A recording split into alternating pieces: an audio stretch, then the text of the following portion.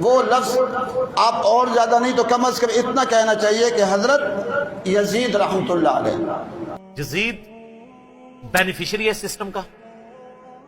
ان کو اگر Islamic history ذرا سے بھی پتا ہو، اہل سنت کی ساری تاریخ کی کتابیں اٹھا کے دیکھ لیں آپ، البدایہ والنہایہ جسے تاریخ ابن کثیر کہتے ہیں، تاریخ طبری اٹھا کے دیکھ لیں، تاریخ ابن خلدون اٹھا کے دیکھ لیں، ابن عساکر اٹھا کے دیکھ لیں، سب میں ڈیٹیلز موجود ہیں اور وہ فٹ ان بیٹھتی ہیں بخاری مسلم کے حدیث میں. وہ حدیث بھی اس میں نے لکھی نہیں ہے کہ کوفے کا گورنر تھا نعمان ابن بشیر صحابی رسول صلی اللہ علیہ وسلم. جب حضرت حسین علیہ السلام کے بارے میں پتا چلا یزید کو کہ یہ آ رہے ہیں وہاں پہ اور کوفے سے یہ ایک قیام کریں گے اور دعوت حق لانچ کریں گے، سب سے پہلا اس نے ڈیسیژن کیا کہ نعمان ابن بشیر کو کوفے کے گورنری سے ہٹا دیا. یہیں سے اس کی 2 نمبری شروع ہو گئی ہے. یہ کہتے ہیں پروف دیں، پروف آپ کو پتا ہے کیا ہے؟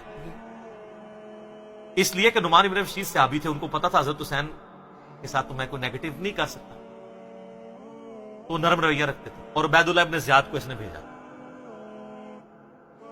عبید اللہ ابن زیاد ایک ظالم آدمی تھا. صحیح بخاری میں انٹرنیشنل نمبر کے مطابق 3748 نمبر حدیث ہے کہ حضرت حسین ابن علی کا سر کاٹ کر عبید اللہ ابن زیاد کے سامنے تشت میں لا کے پیش کیا گیا. اللہ کی لعنت ہو، تمام فرشتوں کی لعنت ہو، تمام لعنت کرنے والوں کی لعنت ہو جن لوگوں نے حسین ابن علی کو اس طریقے سے شہید کیا. یہ صحیح بخاری شریف ہے 3748 انٹرنیشنل نمبر کے مطابق، جس میں امام بخاری نے حسین کے ساتھ علیہ السلام لکھا ہے. اور آپ لوگوں کے پیٹ میں آج تک درد ہو رہی ہے. دارالاسلام والوں نے تحریف کر کے علیہ السلام کاٹ دیا اس میں سے، لیکن سعودیہ کا جو مکتبۃ شامل ہے اس میں موجود ہے. دارالکتب العلمیہ کا جو بیروت کا چھپا ہوا ہے اس میں موجود ہے. اور اہل حدیث کی جو سب سے بڑی سائٹ ہے حدیث کی کتابوں کی sunna.com اس میں موجود ہے. اسلام 360 میں موجود ہے، اور اس میں بھی عربی میں علیہ السلام ہے، اردو میں مولوی نے رضی اللہ تعالیٰ عنہ کیا ہوا ہے. تحریف، یہ ہے تحریف. تو سر جب آپ چوری کریں گے نا اتنی سی بھی، تو اللہ نے ایک بلا آپ پہ چھوڑی ہوئی ہے جو مولانا شریف کو بخاری شریف سے باہر نکال کے پھینکتی ہے اور لوگوں کو بتاتی ہے یہ بخاری شریف ہے اور یہ مولانا شریف ہے. حسین ابن علی کا سر کاٹ کے سامنے رکھا گیا. اس نے کچھ کلام کیا تو حضرت انس ابن مالک پاس کھڑے تھے، تڑپ اٹھے. انہوں نے کہا سب سے زیادہ رسول اللہ کے ہم شکل حسین ابن علی تھے. تو یہ ان لوگوں کا، اور یہ تھا گورنر کوفہ جو لگایا اس کام کے لیے گیا تھا. وہ کہتے ہیں یزید کو پتہ نہیں چلا، اس نے خود ڈیسیژن کیا. اچھا جی مان لیا. تو جب یہ خود اس نے ڈیسیژن کیا اس کے بعد یزید نے پھر یقیناً اس نے عبید اللہ ابن زیاد کو جیل میں ڈلوا دیا ہوگا، کیونکہ آپ تو ہمیں کہانی کراتے ہیں کہ دریائے فرات کے کنارے کتا بھی پیاسا مر جائے تو حکمران کی ذمہ داری ہے. تو یزید نے پھر حسین ابن علی نبی کا بچہ جب قتل ہوا اتنے اپنے بچوں کے ساتھ رشتہ داروں کے ساتھ، تو اس کو جیل میں ڈلوا دیا ہوگا. کوئی ضعیف روایت ہی لے آئے. اور اگلے دن میں ایک مولوی کو سن رہا تھا، وہ کہتا ہے آپ کو پتا ہے حسین سے لڑنے کے لیے جو آیا تھا وہ کون تھا؟ عمر ابن سعد ابن ابی وقاص. یہ اسی طریقے سے میں کہوں کہ وہ طوفان نوح کے اندر جو غرق ہو گیا، آپ کو پتا ہے کون تھا؟ وہ حضرت نوح کا بیٹا تھا. تو انو میں ہی چپیڑ مار سکنا. سعد ابن ابی وقاص کا مرتبہ زیادہ ہے حضرت نوح کا. تو آپ دھونس لگا رہے سعد ابن ابی وقاص کی ہمیں رضی اللہ تعالیٰ نے. وہ تو اشرم و اشرم میں سے. نوح کا بچہ اگر کافر نکلا ہے تو سعد کا بچہ اگر غلط نکلا ہے، پھر کہتے ہیں وہ نبی کے ماموں تھے. او یار کہانیاں کرانی بند کرو. یہ اسی طریقے سے کہ وہ ترک رفع دہن پہ کہتے ہیں ابن مسعود کا مرتبہ آپ کو پتا ہے؟ او ابن مسعود کا مرتبہ پتا ہے؟ ابن مسعود سے پہلے وہ ثابت بھی ہو، پھر اگلی بات مرتبے ہوں گے. ناموں کا روب. سعد ابن ابی وقاص کو سر آپ کو، ہمارے تو وہ لیڈر ہیں. میں نے کتنی حدیثیں پیش کی ہیں. صحیح مسلم میں حدیث ہے 6220. انہوں نے تو حضرت معاویہ کے ساتھ پھڈا لے لیا تھا جب حضرت علی پہ سب و شتم کروانے لگے تھے. سعد ابن ابی وقاص جیسا تو شیان علی کوئی نہیں تھا. آپ ہمیں بتا رہے ہیں اس کا بیٹا تھا. اس کے بیٹے کے کرتوت بھی صحیح مسلم میں موجود ہیں. وہ ابے کو سب سے زیادہ پتا ہوتا ہے نا میرا بچہ کیا ہے. ابھی تو کربلا ہوا نہیں ہوا تھا. صحیح مسلم اٹھا کے آپ جا کے نا عمر ابن سعد لکھیں اور صحیح مسلم کو سلیکٹ کریں تو حدیث آئے گی کہ حضرت سعد ابن ابی وقاص بیٹھے ہوئے تھے، ان کے سامنے ایک اونٹ سوار آیا. تو ساتھی کہتے ہیں کہ حضرت سعد ابن وقاص نے کہا اے اللہ اس اونٹ سوار کے شر سے میں تیری پناہ میں آتا ہوں. اور جب وہ اترا تو ان کا بیٹا تھا عمر ابن سعد. سعد ابن وقاص تو اپنی زندگی میں اپنے بیٹے کو شیطان کی طرح سمجھتے ہوئے وہ اللہ کے حضور جو ہے وہ پناہ مانگا کرتے تھے. اور دیکھ لیں سعد کی پھر کرامت، ویژن دیکھ لیں. اور وہ آگے کہتا ہے ابا جی سارے لوگ خلافت میں آپ بھی کوئی حصہ لے لیں, کو گورنر شورنر بن جائے. شروع تو ہی لالچی سی, اور اسی کو رائے کی لالچ دی تھی. میں بتا رہا ہوں تاریخ اسلام میں جو باتیں ہیں نا آل امیہ کی بدماشیوں کو ہائی لائٹ کرتی ہیں, فٹ ان بیٹھتی ہیں بخاری مسلم. یہ لشکر لے کے آیا تھا حضرت حسین ابن علی کے خلاف لالچ میں, اس کا اشر کیا ہوا بعد میں؟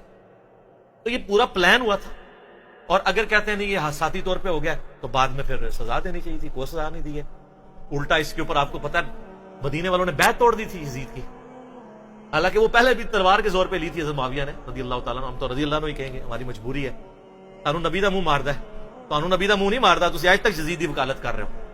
لیکن ہم صرف نبی علیہ السلام کو دیکھنے کی وجہ سے احترام کرتے ہوئے رضی اللہ عنہ کہہ دیتے ہیں. یہ فرق ہے علی کے شیعہ میں اور معاویہ کے شیعہ میں. علی کے شیعہ پھر ایسے ہوتے ہیں, شیعہ پولیٹیکل ٹرم. تو اہل مدینہ نے بیعت توڑ دی. جو یہ پیش کرتے ہیں بخاری مسلم سے کہ عبداللہ بن عمر لوگوں کو سمجھاتے تھے یزید کی بیعت نہ توڑو, تو وہ جو جن لوگوں کو سمجھا رہے تھے انہوں نے انجینئر صاحب کی ویڈیوز دیکھ کے بیعت توڑی تھی. وہ کون تھے؟ وہ بریلوی تھے, دیوبندی تھے, اہل حدیث تھے, شیعہ تھے, کون تھے؟ صحابہ اور تابعین تھے جو بیعت توڑ رہے تھے. تو اس سے یہ بھی تو ثابت ہوتا ہے, جس طرح آپ کہتے ہیں جی وہ پگڑی پہ مسا ہو جاتا ہے تو پھر جرابوں پہ بھی ہو جائے گا, کیونکہ پگڑی بھی کپڑے کی ہوتی ہے, جرابیں بھی کپڑے کی, تو اس سے پگڑی بھی تو ثابت ہوتی ہے. آپ تو ننگے سے نماز پڑھتے ہیں, آپ تو لال رومال رکھتے ہیں, تو پگڑی بھی تو ثابت ہوتی ہے. تو جو بیعت توڑ رہے تھے وہ کون تھے؟ صحابہ اور تابعین تھے. حضرت نے وہ ان کو روکتے تھے, اس لیے روکتے تھے کہ ان کو پتا تھا کہ جب یہ بیعت توڑیں گے تو ان کے ساتھ وہی کچھ ہوگا. اور اسی وجہ سے حضرت حسین کو بھی ابن عمر سمجھایا کرتے تھے. میرا یوٹیوب پہ کلپ بھی ہے یہ, جو انہوں نے ایک اور چھوڑی ہوئی ہے نا بات کہ جی وہ حضرت حسین نے 3 شرائط رکھ دی تھی, اتنی بڑی کہانی کرائی ہے, اس کے اوپر میرا کلپ موجود ہے. میں تو اس پہ گھنٹوں زبانی بول سکتا ہوں. تو پھر جب وہ بیعت توڑی ہے تو اس نے مدینے کے اوپر چڑھائی کروا کے واقعہ ہررا ہوا. بخاری مسلم میں درجنوں حدیث ہے کس طرح قتل و غارت ہوا, عورتوں کی عصمت دری ہوئی, اور پھر ساتھ ہی اس کے بعد خانہ کعبے کے اوپر چڑھائی کی, کیونکہ عبداللہ ابن زبیر بھی نہیں بیعت کر رہے تھے یزید کی. خانہ کعبہ کا غلاف اور ایک دیوار ڈیمیج ہو گئی, پھر یزید مر گیا. تو پھر حضرت ابن زبیر نے کہا تمہارا شیطان مر چکا ہے, واپس جاؤ. پھر وہ واپس گئے. پھر 9 سال تک ابن زبیر نے خلافت قائم کی مکے کے اندر اور مدینے کے اندر. حضرت حسین ابن علی کے بعد ان کو خلافت کا ایک موقع ملا. تو اس طریقے سے یہ چیزیں بالکل کلیئر ہیں. لیکن وہ بات میں مولانا اسحاق صاحب والی کروں گا کہ بات اس لیے سمجھ نہیں آتی کہ آپ یزید سے شروع کرتے ہیں. جب تک آپ بات پیچھے سے شروع نہیں کریں گے آپ کو بات سمجھ نہیں آئے گی. اگر آپ 1857 کی جنگ آزادی کو نہیں سمجھیں گے آپ کو 1947 میں 2 قومی نظریہ سمجھ میں نہیں آئے گا.